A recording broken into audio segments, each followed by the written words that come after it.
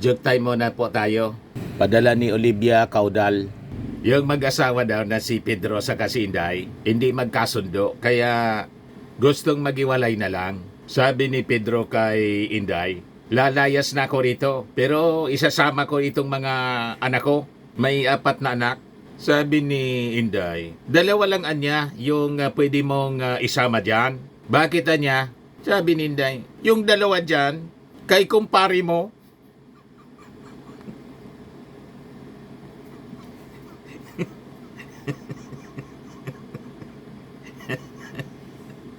Basag si Pedro.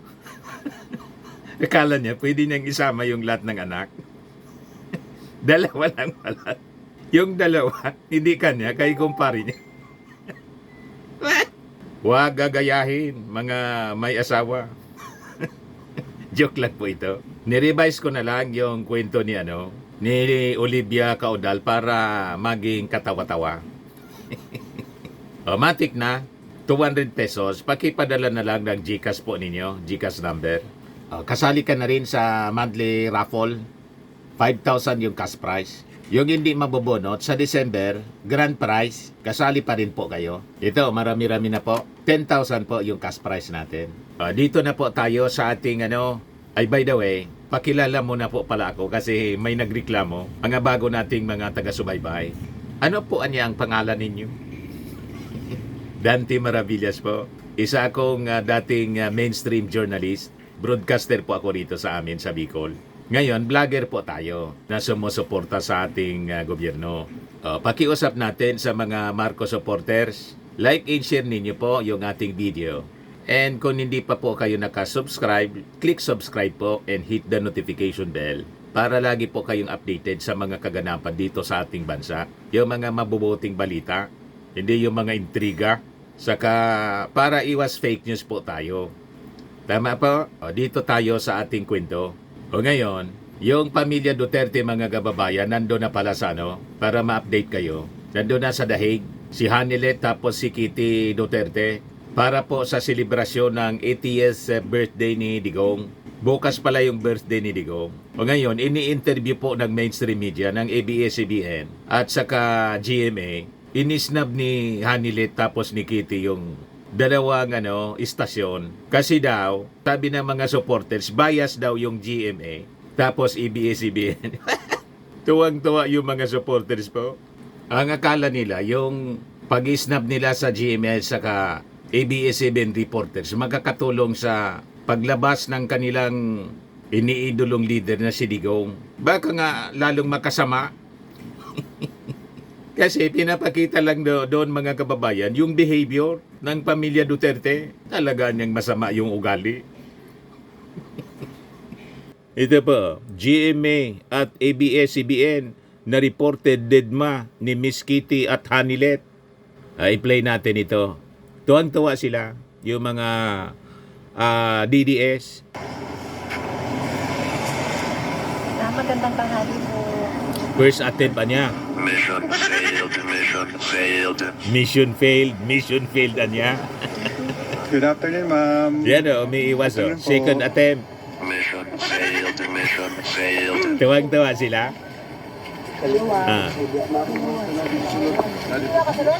Inisnap. Tapos pinansin yung mga supporters niya. Ang display ninyo ng arrogance, hindi yan magkakatulong. Lalo niyan mga kababayan maiipit si Digong. Dahil pinapakita lang na hindi lang si Digong mga kababayan ang masama ang ugali, pati ang buong pamilya niya. Di ba? Kasi daw bias mag-report yung ABS-CBN at saka yung GMA, ang gusto nilang report, yung tulad ng pagre-report ng SMNI at saka yung mga DDS vloggers na punong-puno ng propaganda at karga. Madaling sabi, fake news. Ayaw nila ng objective reporting, makatotohanan na pagbabalita. Ang gusto nila, yung pabor lang sa kanila. Pag hindi pabor po, galit na galit. Ganon sila mga kababayan. O ngayon, si Sara Duterte, sa interview mga kababayan, nagsabi na kinoconsider nila na mag-apply for free legal services. Ay hindi, yung legal aid pala. So hihingi sila ng legal aid sa ICC. Ngayon, ito na po yung balita. Parang napasama tuloy.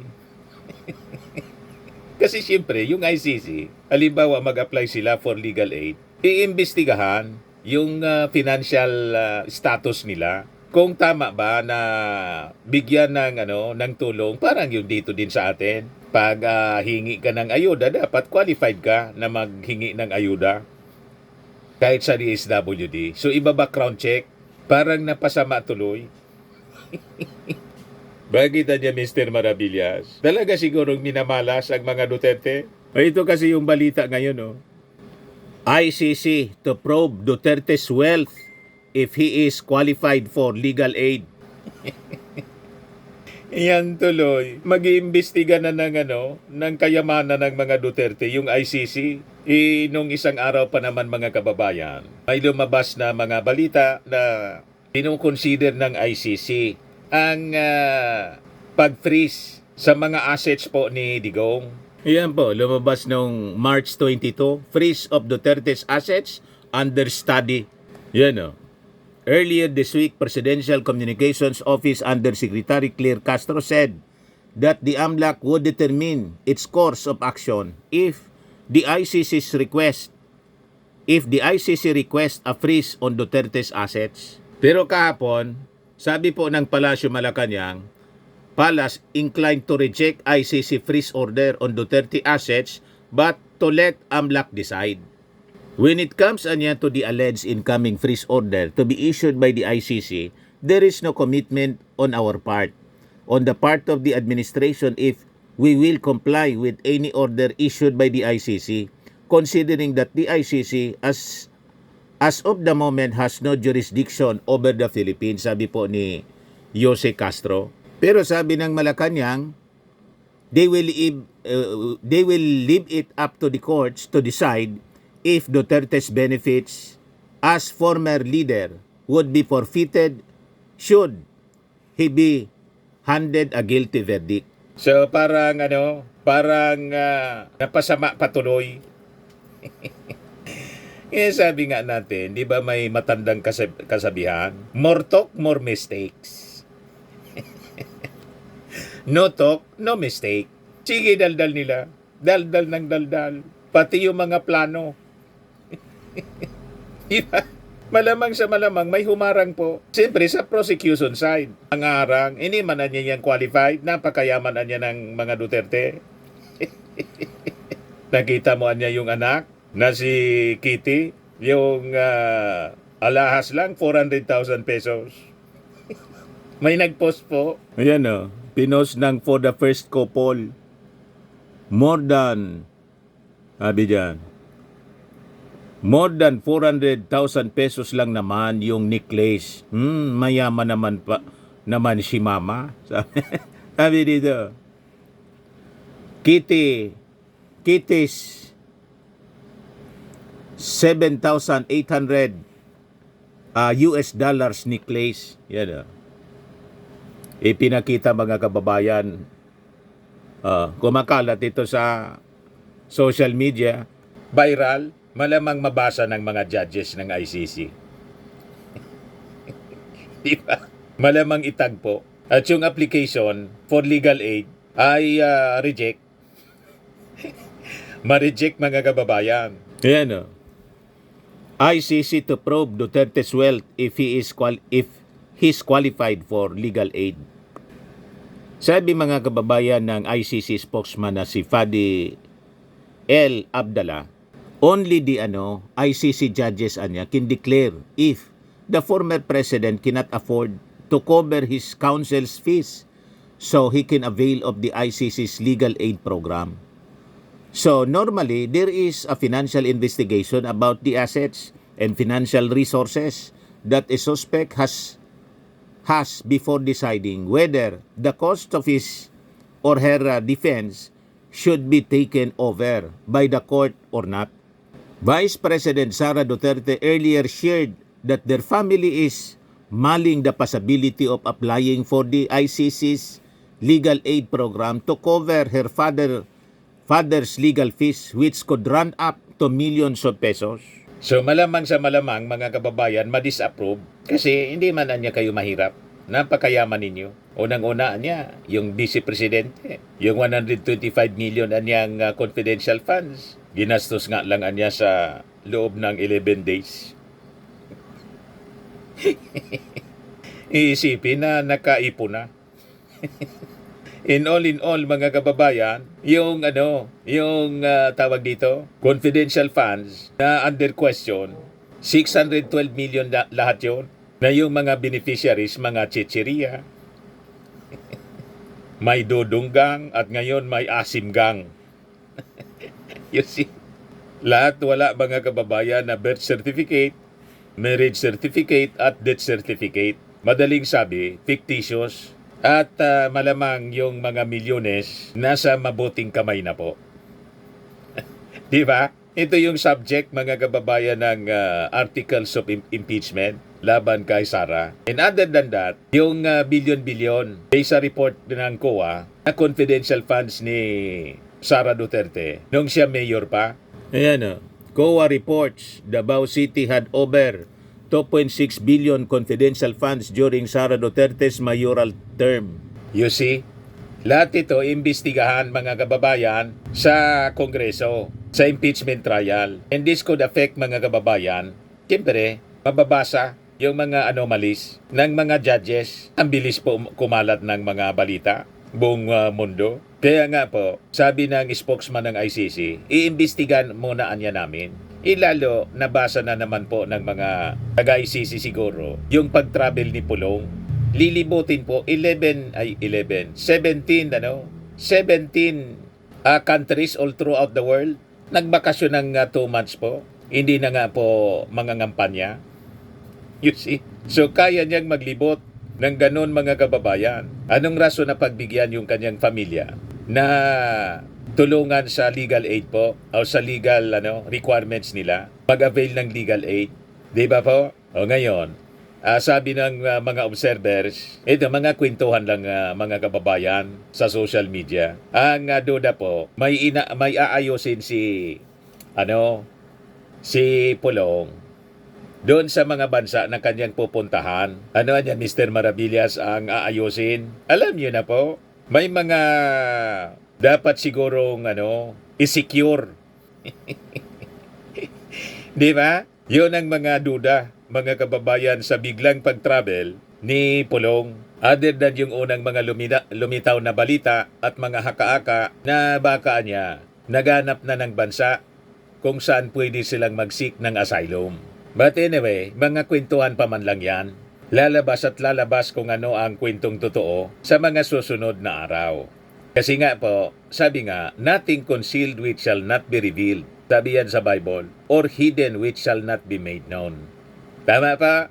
O ito, mga kababayan, i-share ko sa inyo ang sinabi po ni Congressman Conggon. Paano ba nagsimula ang lahat? Shinare po ito ng mga Marcos Defenders Worldwide Unlimited. Yan o. Bong Ramon. Pakinggan ninyo mga kababayan. Tama yung sinasabi ni Congressman Conggon. Nagsimula lang naman lahat ng kaguluhan na ito noong mangarap ang ating Vice Presidente na maging presidente ng maaga. Noong mangarap ang former president na paupuin yung kanyang anak na maging presidente kaagad. Doon naman nagsimula lahat ng ito.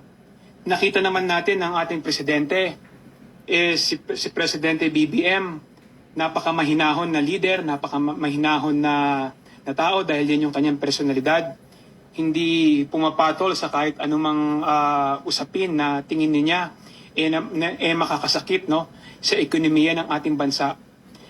Nakita naman natin ang pagtatrabaho ng ating presidente kasama ng ating speaker. Wala silang ibang gustong mangyari kundi umangat ang kabuhayan ng ating mamamayan. Kung wala lang sanang maagang nag-ambisyon Yan ang sinasabi natin. na maging presidente, tahimik na, So, yung mga nangyayaring usapin na ito ngayon, alam naman natin pare-parehas kung ano yung pinagmulan. No?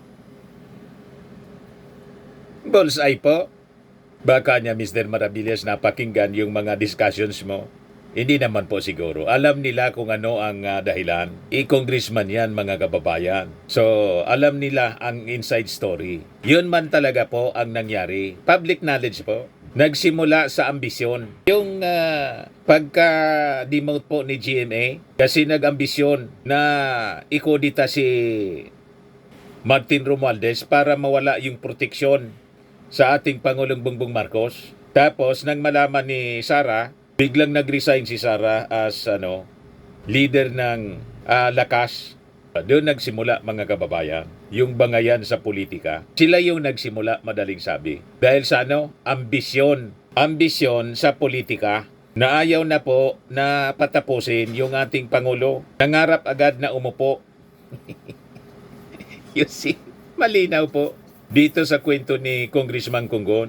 Yan Sara Duterte, ambisyosa na maging Pangulo ng Pilipinas. Wala man sanang problema kung ang ambisyon niya sa 2028. Ang problema, inappoint na niya yung sarili niya as designated survivor. Gustong umupo agad. Hindi makapaghintay. You see? Na-impeach tuloy, mga kababayan, at malamang makonvict ng Senado. So, lahat ng kanyang pangarap sa politika, lahat mga kababayan, mawawala. Perpetual disqualification pag na-convict siya po. Ubos sila. Pati yung tatay niya, hindi na yun makakaupo as mayor.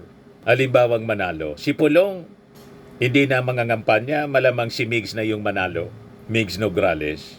You see? So, yung masama kasi yung naghanap ng sangkagitna, sabi sa sa kasabihan, isang salop ang nawala. Tama po, mga kababayan. At itong ating programa, mga kababayan, atid sa inyo nitong ating mga sponsors. Firmax Firming and Lifting Cream. Pinapay po sa mga pulses in affected area. Mainam po ito sa mga pains at paninigas ng mga kaso-kasuan. Ito sa mukha naman yung application, anti-aging, Automax po siya. Ito ay Glow 60, mga kababayan. Whitening po siya. Made in South Korea. Ito naman po, Ningxia Red Mix Fruit Drink. Gawa po siya sa goji berry. May anti-cancer properties po siya. At sa mga naghanap po ng malinis and spacious fitness gym, pumunta lang po kayo sa aming Colossal Fitness Gym. May Grab ka rental din po kami. At bills payment po sa aming office.